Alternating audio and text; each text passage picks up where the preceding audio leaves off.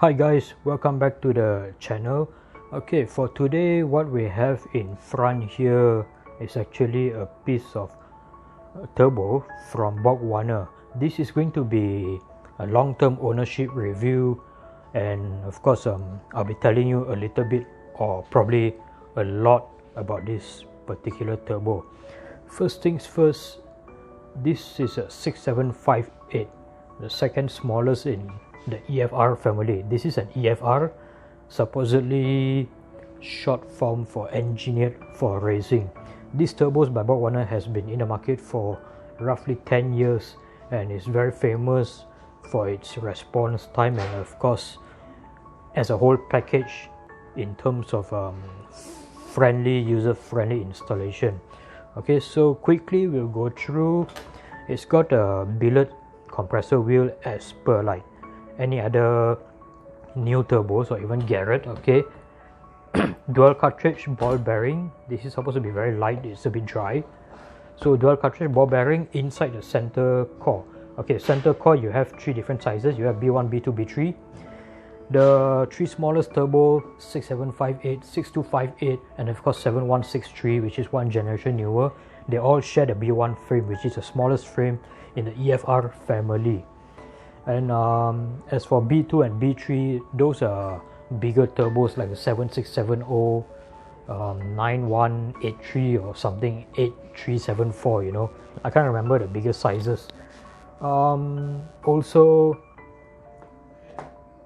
this turbo comes with a stainless steel turbine housing which can be polished to mirror finish, and I'm not sure if the latest GReddy GTX series actually has a stainless steel turbine housing.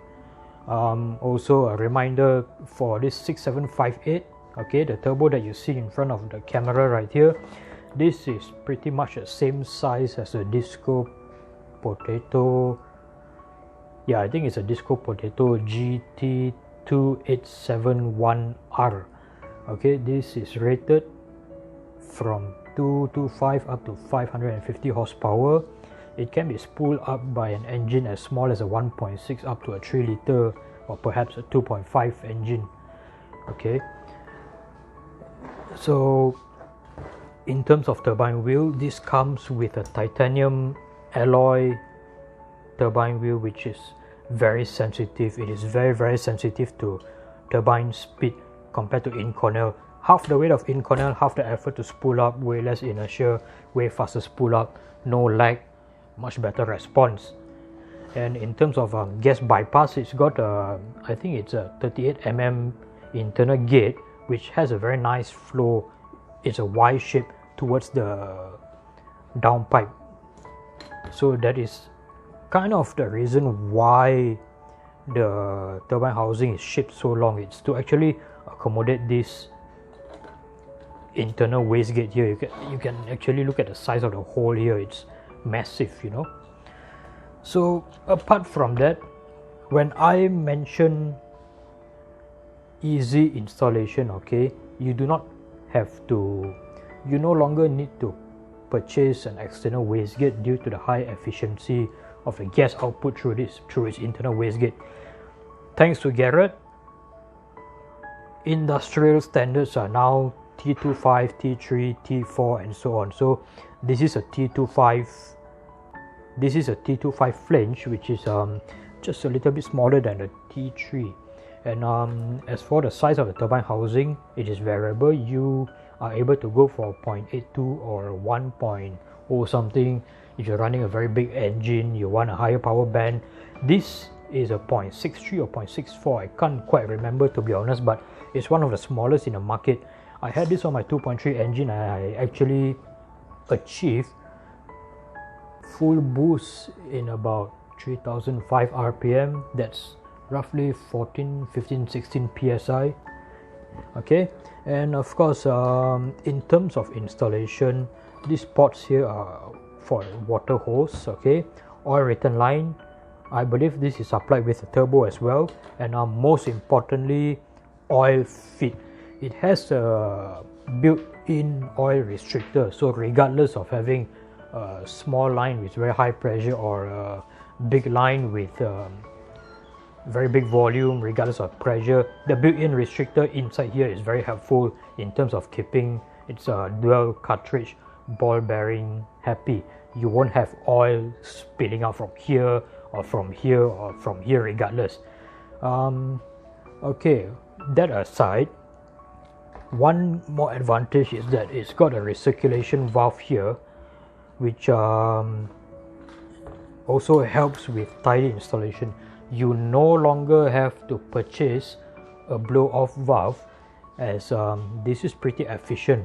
However, when I actually had this turbo on the car, it was a little bit, the recirculation valve was a little bit too soft, so I purchased a hardened spring from Full Race, which is already inside here. It's probably 20% harder, along with I can't remember what cap, what billet cap, aluminium, I can't remember what this is made of, but it's metal. Okay, this is much more robust, much more rigid compared to the original plastic recirculation valve cap. That one is a little bit brittle.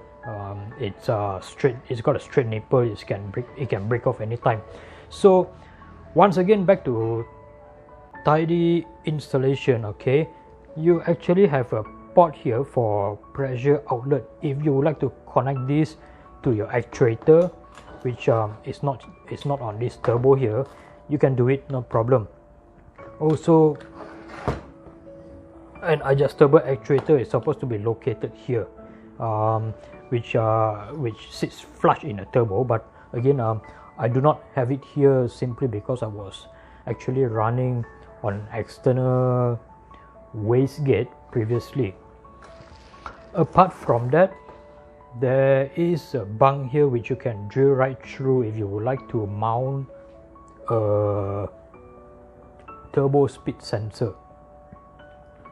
The reason why BorgWarner emphasized on having a turbo speed sensor is because these turbos are actually quite sensitive to overspooling. You don't want to be overspeeding the turbine wheel. They can go up to hundreds of thousands of RPM, and what's sensitive is actually the turbine wheel. Okay, in Cornell turbine wheel, yes, you can overspool them, but they're heavy as hell. You can find them in most old turbos, and of course GReddy's and MHI, IHI, whatever I turbo. So the problem with titanium alloy wheel is that as light as it is, the tolerance for error is a little bit tighter. So as soon as you actually overspool out of its compressor efficiency map, the turbine wheel actually disintegrates it. There might be a mini explosion happening inside the turbine housing, but not to worry. Most turbos by big manufacturers actually design their turbine housing to withstand any internal explosion, unlike Chinese made knocked off turbos or whatever American turbos that's currently in the market. So once again, I believe I told you everything there is to know about the EFR, and just a short review in terms of ownership. This is by far the fucking best turbo I ever used in my life. I had a TD04 with a 19T billet wheel.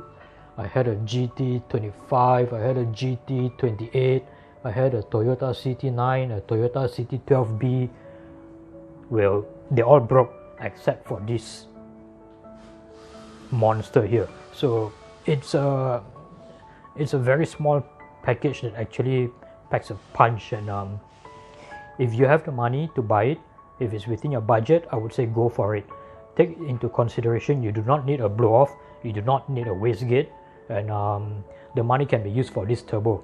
So that concludes to everything I have to say about this turbocharger. Once again, thank you for watching my video. If you like what you saw, do hit the subscribe button on the top left. Thank you.